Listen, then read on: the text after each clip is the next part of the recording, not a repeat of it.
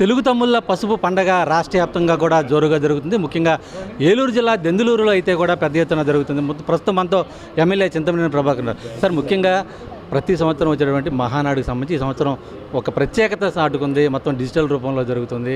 అంతా కూడా పొదుపు పద్ధతిలో కూడా ఏ విధంగా జరుగుతుంది, కార్యకర్తల రెస్పాన్స్ ఏ విధంగా?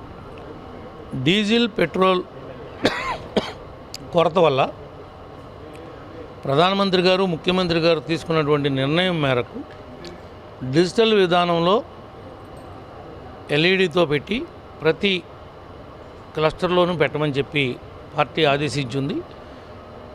పార్టీ యొక్క ఆదేశాలని పూర్తిగా 11 క్లస్టర్లు ఉన్నాయి ఈ నియోజకవర్గంలో.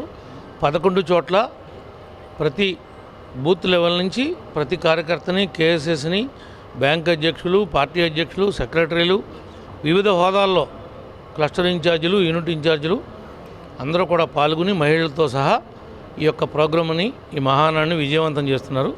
చాలా సంతోషంగా ఉంది. అది పసుపు పండుగ, మా పండుగ కాబట్టి అందరూ పాల్గొన్నారు.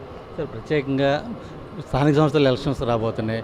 కార్యకర్తలకు కానీ నేతలు కానీ ఎటువంటి సందేశాలు రాబోతున్నాయి, ఎటువంటి పిలుపునిస్తడం జరుగుతుంది? 100% స్థానిక సంస్థలన్నీ కూడా కూటమి కైవాసం చేసుకుంటుంది. కూటమి 100% గెలిచి తీరుతుంది. ఎక్కడన్నా ఒకటి అరా మా కార్యకర్తలు కూటమిలో అనైక్యత వల్ల వాళ్ళకి ఎక్కడన్నా వస్తే 1 అరసాట అవకాశాలు రావచ్చేమో, కానీ వచ్చే అవకాశమే లేదు నాకు తెలిసి. అంటే ప్రత్యేకంగా ఈ సంవత్సరం స్త్రీ శక్తికి సంబంధించి కూడా ఒక థీమ్తో ముందుకు సాగుతున్న పరిస్థితి. మహిళలకు సంబంధించి కూడా ఎటువంటి ప్రాధాన్యత ఇవ్వబోతున్నా, ఏ విధంగా?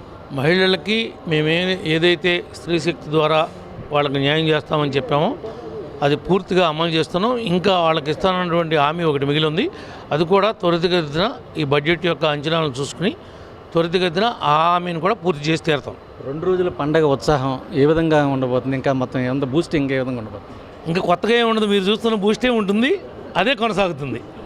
కొత్త ఎనర్జీ ఏమి ఉండదు. ఇంకా ఇది మొత్తానికి సంబంధించి కూడా అటు పసుపు పండుగకు సంబంధించి కూడా తెలుగు తమ్ముళ్ళైతే కూడా పెద్ద ఎత్తున జరుపుకుంటున్నారు.